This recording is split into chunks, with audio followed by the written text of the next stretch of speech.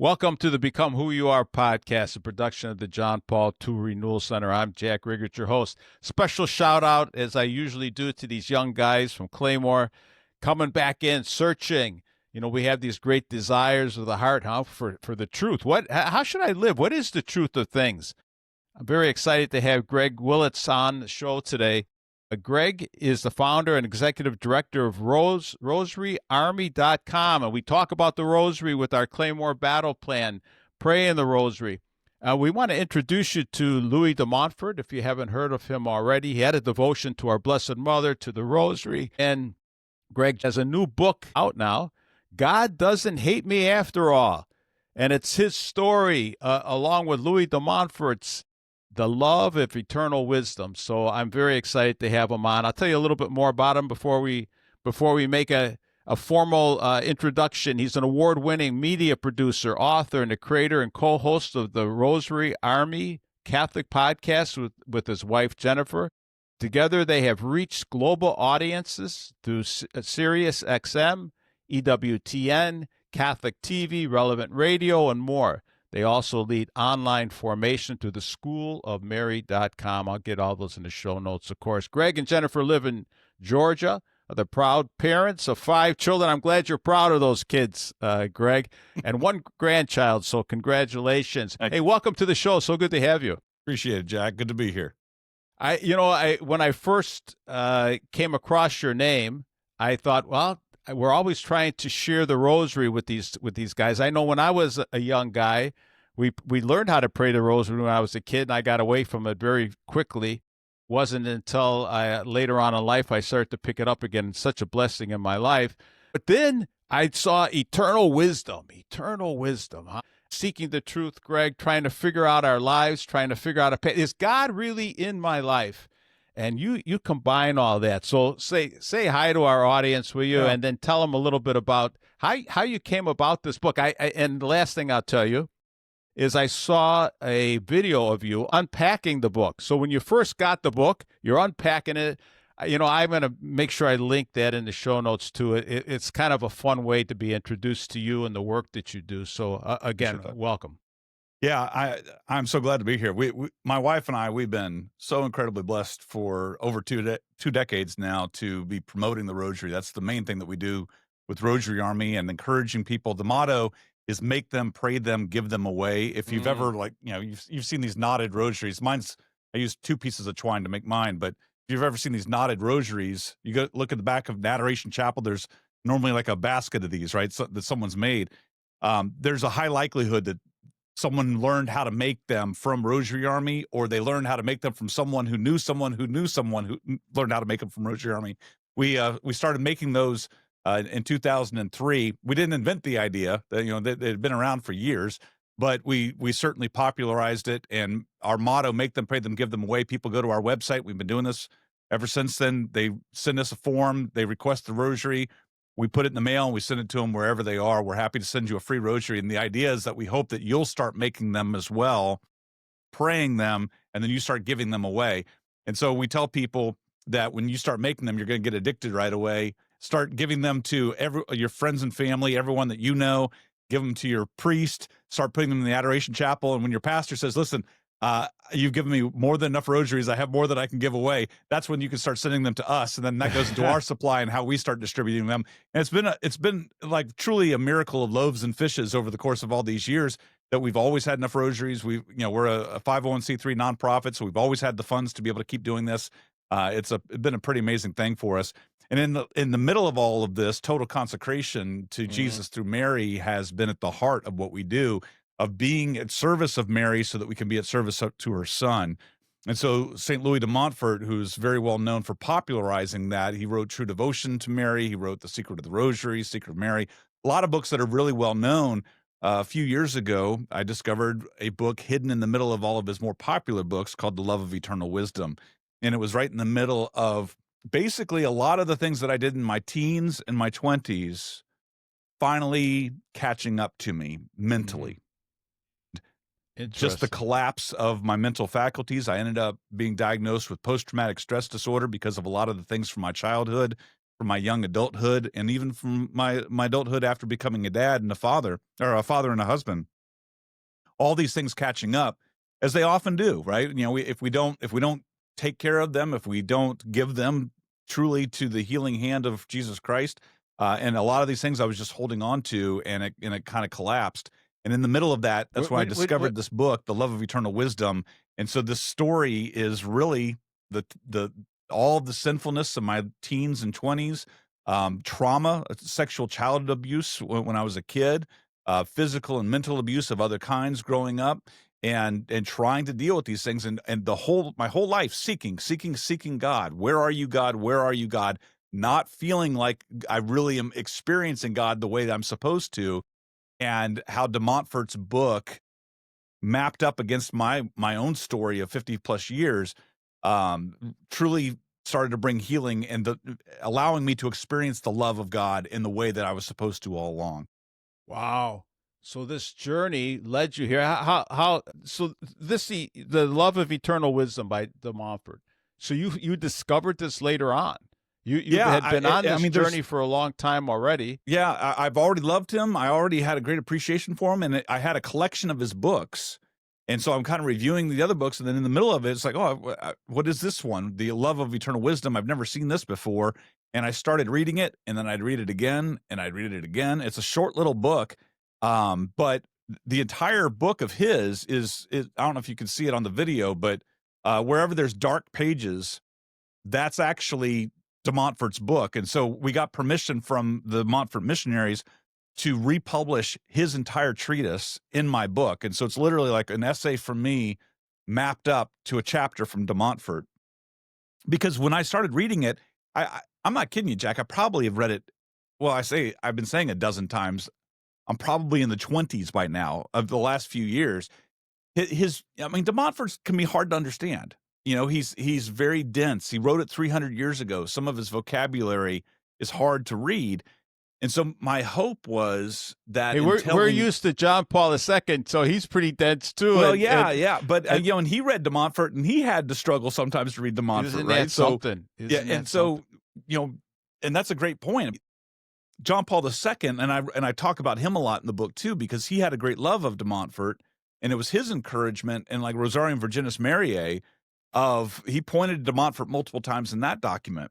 And going through and reading this book from De Montfort, I'm like, this is so important. It's like it's opening up so many areas of unhealed woundedness for me. It's helping me see how I can finally overcome the shame that I feel about sinfulness that I long ago confessed, but still lingers with me, right? That this book, The Love of Eternal Wisdom, started to finally, it felt like surgery in many ways, Jack. It was just like reading through this book, I started to see these points in my life, and I'm like, that's at that time in my 20s. That's when I did this thing. That's when I did this thing. And started to finally see Jesus's presence in all of those times where I at first thought he had been absent. What was it? You were on this journey for a long time. Were you in your 50s, you said, when you started to read this book, or when you discovered this book? Okay, so if you could sum it up, what was it? Look, you've been on the journey, you're praying the rosary, things are starting to heal, obviously. You're on this path for a long, long time. What was it that struck you here that all of a sudden another light bulb goes, look, this is a journey, right? So it's not, I understand it's a process, but the way you just articulated it, Greg, was something there. Ooh, it even hit you deeper. Do you remember what it was? Or it was at the time in your life, and it was a series of things that culminated really in late 2017, early 2018. So, as I mentioned, briefly, as a child, 4 or 5 years old, I don't know the exact age, I was sexually abused by a couple of neighborhood boys. There had been some physical abuse in my house. There had been some mental abuse. There have been multiple things that. How old were these boys? Because we speak about this a lot. Yeah. I mean, I don't want you to unpack anything you don't want to unpack with those things. So, I mean, Jack, one of the things to write in this book was, again, looking at St. Augustine and his confessions. that was so motivational to me. I'm like, listen, if I'm going to write this book, I'm going to swing for the fences. I'm going to be 100% transparent right now. This is not going to be. I'm not going to. I'm not going to coddle myself or others. There is too much woundedness in the world Yes, right there now is. that we're going to address this. I feel so passionate about people reading De Montfort's books so that they don't carry these wounds anymore, that they don't carry this anymore. So how old were those boys is a great question. I was too young to know, right? They were older than me, but I don't know. And I find myself again, and De Montfort has helped me with this. I find myself being able to pray for them. I mean, like desperately praying for those guys. I have no idea where they are. Haven't seen them probably since first or second grade. Moved around a tremendous amount. I talk about that in the book of just these, even having solid roots, to lean on. I didn't have that. I started in Atlanta, where I live now. Went from Atlanta to Columbus, Ohio, to South Carolina, to Florida, to South Carolina, to Florida, to Ohio, California, back to Ohio, back to Georgia, Colorado, Indiana, and back to Georgia again. That's What my what's the catalyst behind all those moves? well, a lot of it was with my father's employment growing up, and then I felt like I was giving our kids some stability. But in 2012, my wife and I used to host a radio show on Sirius XM. We were on the Catholic channel for about 4 years. And when our show ended in 2012, I got hired by the Archdiocese of Denver to run their Office of Evangelization and Family Life Ministries. Wow. And so we moved to Denver, and then that lasted for about 3.5 years. What year when did you move to Denver? We moved to Denver at the beginning of 2013, and then we left in 2016. That's a strong diocese out there. It's very strong diocese. Yeah, so, I mean, a lot of great kudos stuff was to you. happening. Yeah. But the devil also, whenever great things are happening, the devil shows up, right? And so it really was. What's interesting, and I Was mapped this out. Was Aquila still the bishop then? Yeah. Okay. Yeah. He was there when I got hired. And when we went out there, really, I look at, and again, I unpack this in the book, all the stuff that I just talked about of the childhood. Well, a lot of the things that dysfunction that was introduced early on led to more dysfunction, and so in teenage years and early 20s, there was a lot of promiscuity and a lot of, drinking and drug and experimentation and just whatever the world was introducing that could alleviate some of my worldly pain I was imbibing in, right? I'm going to just interject right here and Yeah. and hold that thought, because we are dealing with the whole cadre of young men that their innocence was stolen from them, Greg, either by sexual abuse, and if not that, 100% of them by pornography. So what you're talking about will strike deeply to them, and for your honesty and coming on, I'm very excited.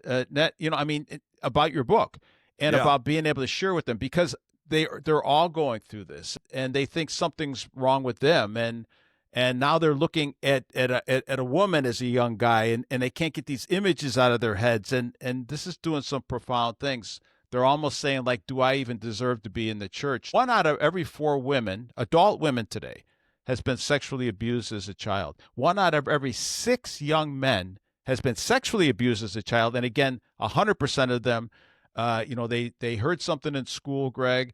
They Googled it. They learned about sexuality from hardcore pornography. So these issues speak very deeply to the heart. So thank you again for having the courage to reach out, because this is exactly what these people that we're working with, these young guys, they really need this. And this is the way we're going to heal. In the book, Jack, so I grew up before the internet. But somehow, even in the 70s and 80s, pornography was nefarious even then. In Columbus, Ohio, I don't tell this story in the book, but in Columbus, Ohio, in the late 70s, early 80s, the early cable system was called Cube, Qube. And if any of your viewers are in Columbus, Ohio, and they're our age, they remember Cube, and they're going to remember something. They probably already know what I'm about to say. This Cube box, it looked about the size of my journal, okay? And it had 30 channels. So you had the main channels, and then there were 10 channels, and then the secondary channels, and then the third 10 channels were pay-per-view channels. The last one, very notorious when we were in grade school, P10, that was the porn pay-per-view that was available. And and people in Columbus knew that there was a way of hacking those boxes. If you crack the side of them and stuck a paper clip in just the right spot, you could watch all of the pay channels without paying for them, without the system even knowing that you did it.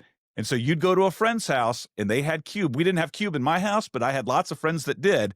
And you'd walk in and you'd see a paper clip in their Cube box. You knew what could be available in that friend's house. Isn't it something? And so even then, that was something. I had a paper route. I delivered papers for the Columbus Dispatch, and this is the story I tell in the book. I was finishing my route one fall day, and where we lived, you could just rake your leaves up to the curb, and then they had a big leaf truck that would come and suck up all the leaves. And so I'm approaching this last house on my paper route, and they had all these leaves pulled up to the curb. And from a distance, I could see something on top of it, and I couldn't quite tell what it was. And this was actually after, those boys had sexually abused me. And I walked up, and laying on top of this huge leaf pile, right in the middle, was a porn magazine. And it wasn't just Playboy or Penthouse. It was raw. It was stuff that, as a grade school kid, I couldn't have even imagined existed. And in my head, I'm like, I'm going to get in trouble just for seeing this. And so I immediately just assumed I'm in trouble now. And so I grabbed it to hide the evidence, and I had it in my wagon. But at the same time, I also had this feeling, is this a trap?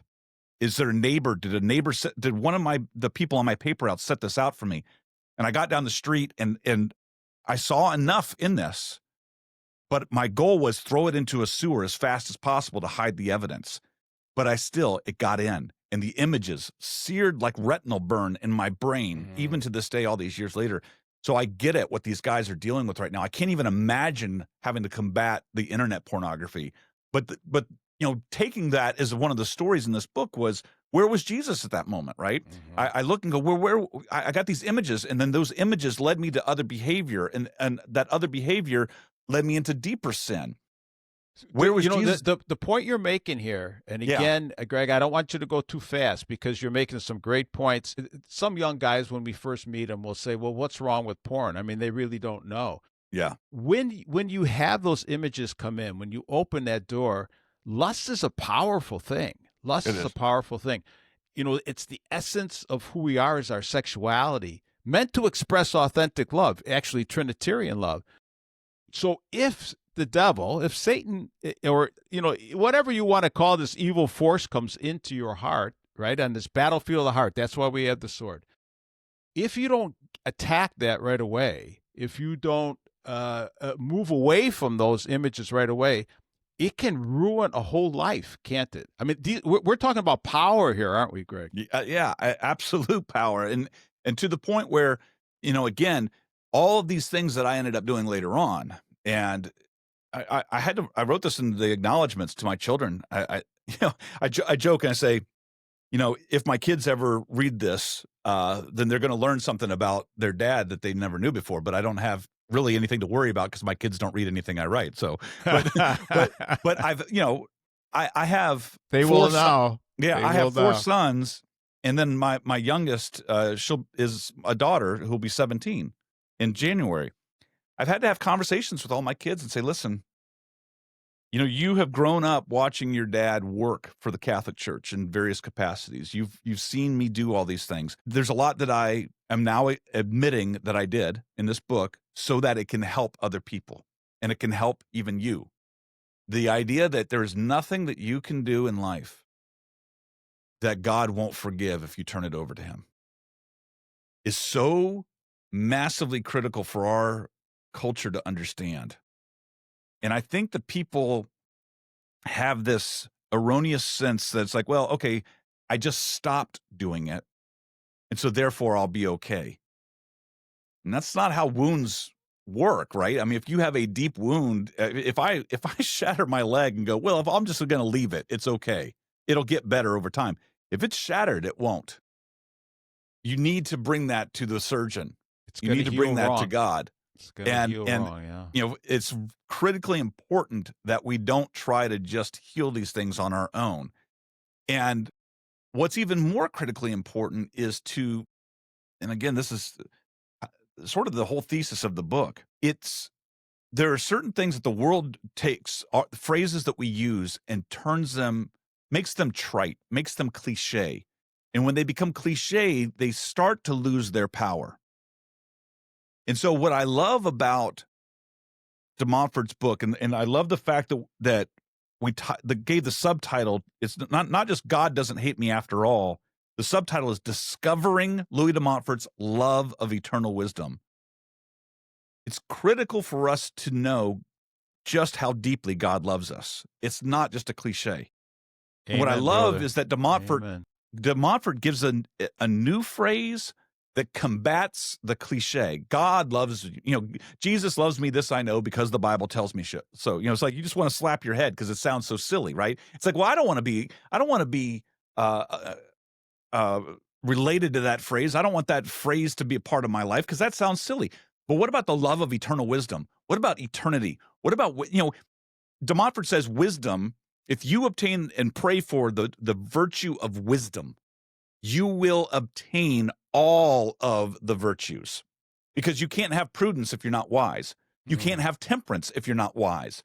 So if you pray for wisdom, and if you pray for divine wisdom, if you pray for the wisdom of Jesus Christ, eternal wisdom, then you will possess all of the virtues you need to be able to live the life that you're called to live. That's not at risk of becoming a cliche right now to say, I am in pursuit of the love of eternal wisdom. And speaking to the men who watch this, I mean, that's a powerful battle cry, Well, right? you see it today in the culture. We can all see it. We say, why does that person act like that? Why would they say something so irrational? Yeah. And you realize that our reason is seeking the truth, but we need to be enlightened by this wisdom. You can see it, Gaudium et Spes, Greg, number 36. When God is forgotten, the creature itself grows unintelligible. We no longer know who we are. And you see this split happening right now in our culture. What you're speaking what number about, was that? 36. 36. And I just love that.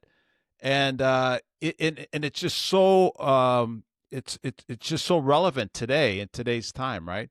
So what you're talking about is being enlightened by wisdom. So what was it while you were reading Louis de Montfort's book, right, The Love of Eternal Wisdom?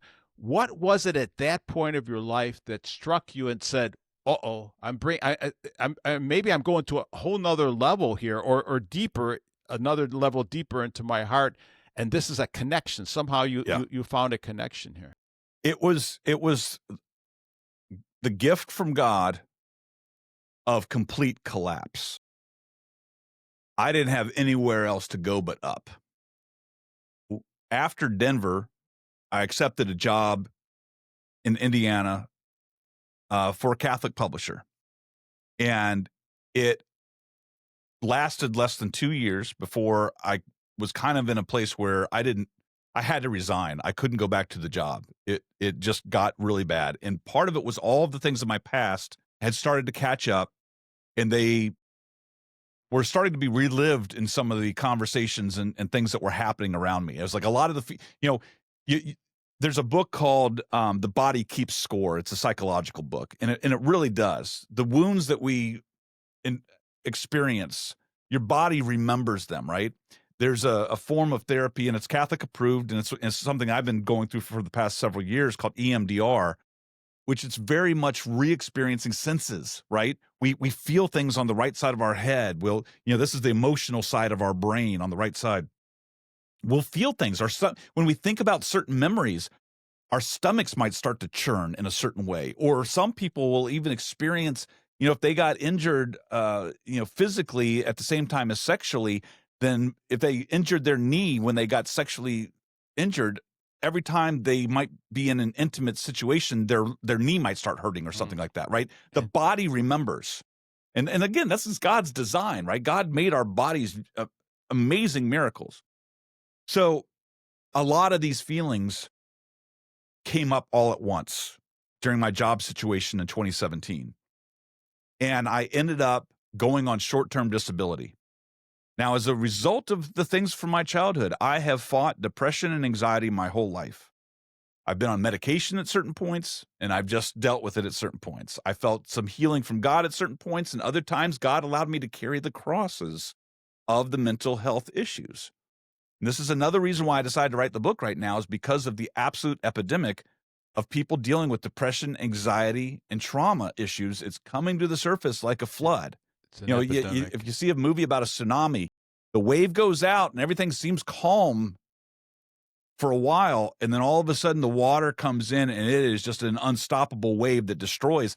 And I feel like we're experiencing a mental health tsunami as a result of pornography, as a result of trauma, as a result of just the way that our world has turned completely away from God and turned towards the world itself.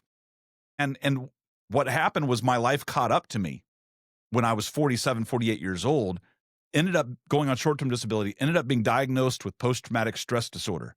Of all the Wow. traumas of my life, Wow. what had caught up, and that's ultimately what made me realize I had to resign from that job, because there's no way I was gonna be able to go back into what was a traumatic experience for me.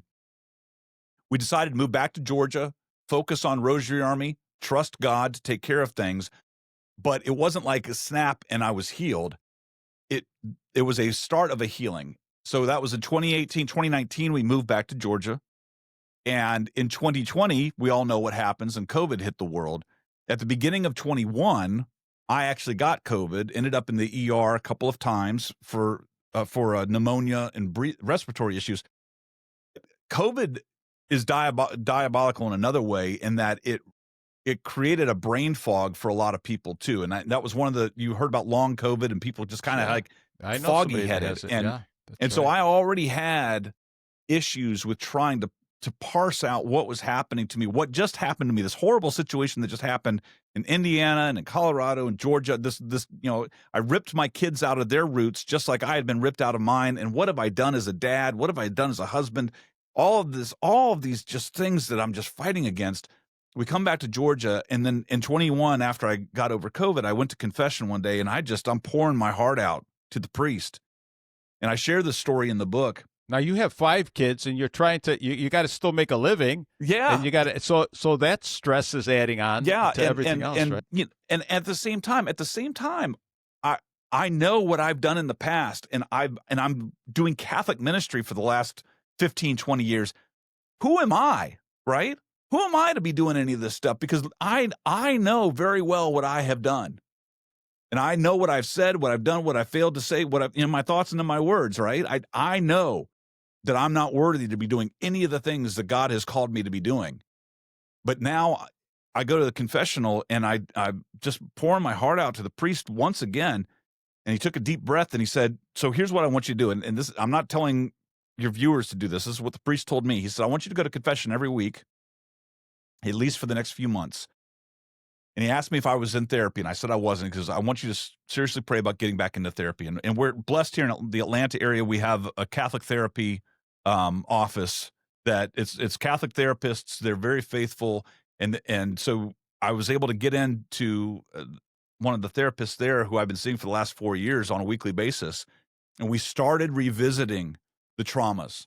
We started diving into them one at a time, and that's something that in all of my years I never did, where I allowed myself to go back and be that kid who was being abused by those boys, to go back and be the kid who, the day after my 6th birthday, I had cough medicine poured on my head and rubbed into my hair. And, it's just the psychological trauma and all of the difficulties throughout the course of my life, and then my own sinfulness, and to be able to just process, why did I do it? What brought me to those points? The use of pornography, the use of drugs, the use of alcohol, the use of sex, all these things that I was so ashamed of, and to process them with a therapist, but also with God. And it was in the middle of that, to answer your question, that God gave me this book, that I discovered this book, The Love of Eternal Wisdom. And it was almost like, Jack, it was almost like God said, now you're ready to accept my love. And here's the map for accepting it. Here's your journey, ties directly to this book from De Montfort. It's time for the world to know this as well, for a world that's so wounded from sin and from trauma and mental health issues. And the amazing thing, you threw out some stats of those who have been sexually abused, but the amount of people who have experienced trauma in different areas, the amount of mental health issues right now, if it's not you, it's someone right? It's someone that probably lives under your roof. And so Greg, right? It's everybody's feeling this. There's something different about today. We saw this. You mentioned COVID was an accelerator. It was like throwing acceleration, but this evil was just under the surface, and you just saw it come up, right? You saw, the what man can do to man. Yeah. You saw the evil come out. You saw that we were not as free as we thought we were free. John Paul would say, you want to talk about freedom, versus license to do anything you want. But he said the number one liberation we need is liberation from sin. And then John Paul II would introduce you to somebody like de Montfort, Sister Faustina, because we need to know that God is a lover who's bringing us through this. And all of these things you're describing, it's not so we can feel shame. We want to open this up to grace, don't we, Greg? We need to open it up to grace. And I wouldn't have written the book if I didn't think that it was needed. I don't know many people who have an interest in sharing their dirty laundry in this way, right? It's like, it's all out there now. I'll be honest with you, Jack. It's been a tough few days just knowing that my book is showing up on people's doorsteps from Amazon or Sophia or wherever they ordered it.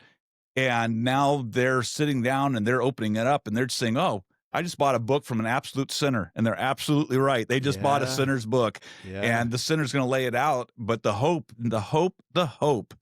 is that by looking at my sin, you'll start to look at your own life and realize that the love of eternal wisdom has been pursuing you. And if there can be a movement, I truly believe that right now, this book from de Montfort, he wrote it 300 years ago, but it's the most needed. And so I was willing to write this story of all this pain and agony and sin so that people would discover, like I did, the love of eternal wisdom from de Montfort. It's beautiful. And the way you did this is in my understanding, is you share your own story, and then you put that with something that is it a chapter that de Montfort, or at least a section of his book? Yeah. And then so we did a chapter for chapter. It's all the way through. Yeah. We talked about different ways of doing it, right? We thought about maybe we do all of my essays and then we do all of de Montfort, but then I really felt like it worked better. And in my essays, I kind of primed the pump. I quote de Montfort liberally in my own stories. And what's really interesting is what's interesting about talking to you, Jack, in particular with your focus on young men who might be watching, is I did not anticipate when I started writing. I thought a lot more time was going to be spent sharing the story of the later 20 years of my life. And what God kept doing was having me really hone in on the time of like 15 to 25 is the biggest chunk of the book. Those years really where the greatest amount of brokenness occurred that needed to be healed later on by eternal wisdom. The greatest amount of woundedness, right? And the greatest amount of sin and stumbling and all those kinds of things. I was really surprised. I kept wanting to move away. I'm like, I don't want to write about this anymore. I want to get to the stuff that is more right now in my present. But God kept me there and kept revealing different ways that He was present to me. I would, now that you said that, I found the same thing. I'll just bring this up briefly, but I just wrote a handbook for young men called Claymore Militus Christi, but it's a battle plan for young guys. And so the reason I think, Greg, is because it's unjust what's happening to these young people. And I think that God, and I just say this because you just shared this, I think that God is calling us specifically because it was unjust, those guys. You know what happened, Greg, and why it's so important what you just said? These young people, many of them have come from dysfunctional families, first of all, fatherless families in a lot of cases. They have not brought any faith into them. If they did get it, if they did go to church at all, it was to a watered-down gospel that, it's all kumbaya and let's light bonfires, but that was not helping these guys. I'll tell you, I just was talking to the family of a father of a young boy, and he's going to youth ministry. He's about 17, going to youth ministry and having sex with a girl that he met there. And so my point is it's a disconnection. Yeah. So when you bring wisdom in, it's not, John Paul would say, don't impose, but propose. And I think that's what you're doing. Here's brokenness. Here's a proposal. Think about this. Think about how we get out of these things and how we bring grace into our lives. I think you're right on. I think that you were called, just like we are here at the John Paul II Renewal Center, to say, hey, you can deal with all kinds of age groups, Greg, but you know what? These young people really need this. They need somebody that's gone through it and said, somebody like you that says, hey, I'm going to share what happened with me. Maybe you'll read something into that from your own life. Now bring that into Louis de Montfort's wisdom and see, you're bridging the gap for them. As I'm reading you, something's going to click in my own mind. Ooh, it wasn't exactly that, but it was this. I bring it into Louis de Montfort's light. He shines light on this and brings me into mercy, into story of grace. So I love it. Yeah, spot on. Anything else you could say with these young guys as we're winding down? We got just a couple minutes left. What would you say to these people, these young people, old people healing from these wounds? Look at it. We know marriages, good Catholic marriages that are breaking apart after 10, 20, 30 years. Yeah. What brought you to that encounter? What you're really talking about when you're talking about eternal wisdom is Jesus Christ, as you mentioned.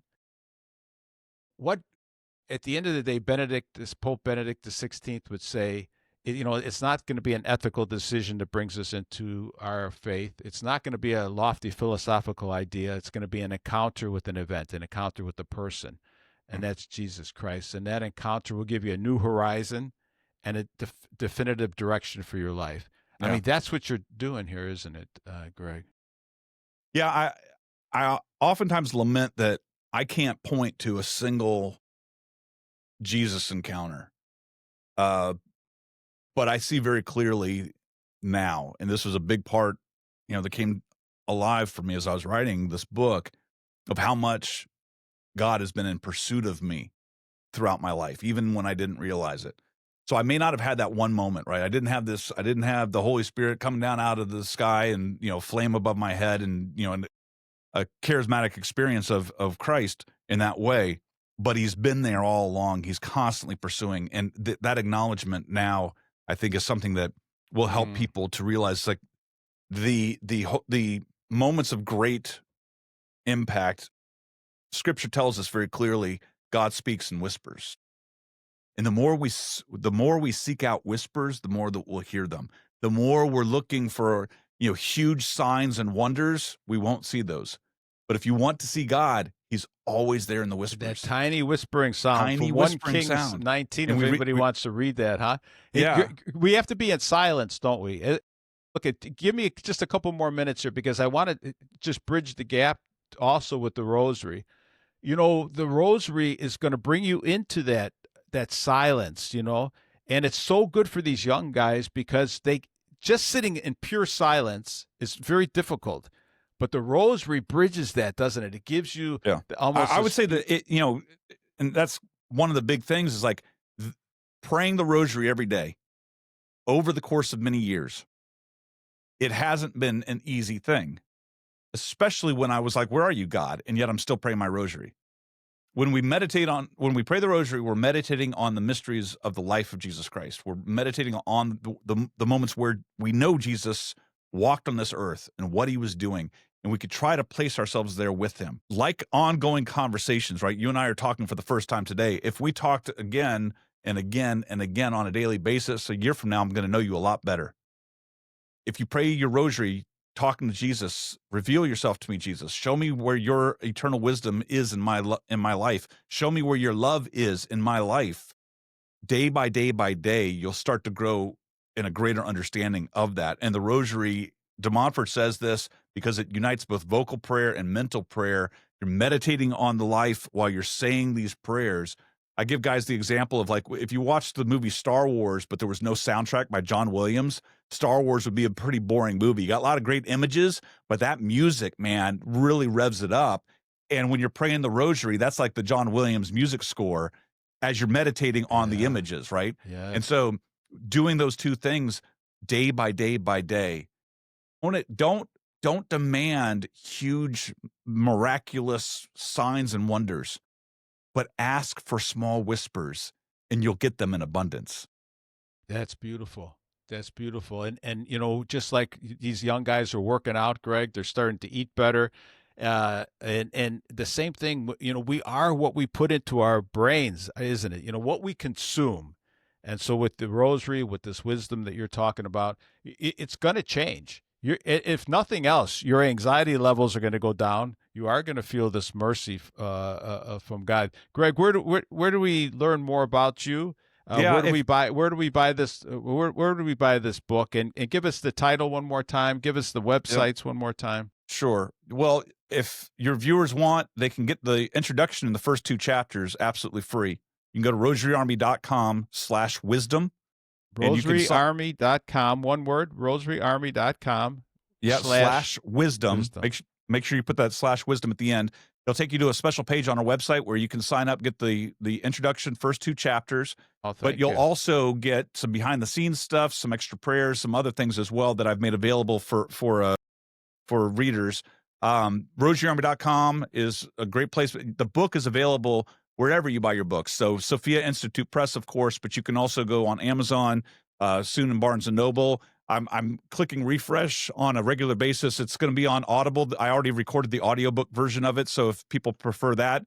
You mentioned guys lifting weights and working out a lot. If they need something to listen to while they're working out, they can get the audiobook from Audible and listen that way. Thank you. The only thing I would get the audio, and we're trying to get some good books in their hands because you know what, with the AI stuff, Greg, and all this. Here, hold that up. When I edit this, I'll make sure I have this behind us.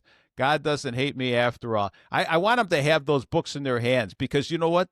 Once you have that, nobody can change the story, man. It is what it is right there. Now, I also listen to it at the gym, or on my exercise bike, but I like to go back and underline all those things. So, hey, God bless my you. wife almost always, when she's reading a book, she gets the audiobook and the paper at the same time. I love it like that. She does it all the time. That's what I do. Yeah. Hey, God bless you. You're a gift, and thank you for sharing that. Thanks for pouring out your heart. We're going to keep you in our prayers, Greg. I appreciate it. Yeah, and please keep the John Paul II Renewal Center in yours, will you? I'll do that, Jack. Thank you so much. Hey, thanks, everyone. Thanks for joining us today. Talk to you again soon. Bye-bye.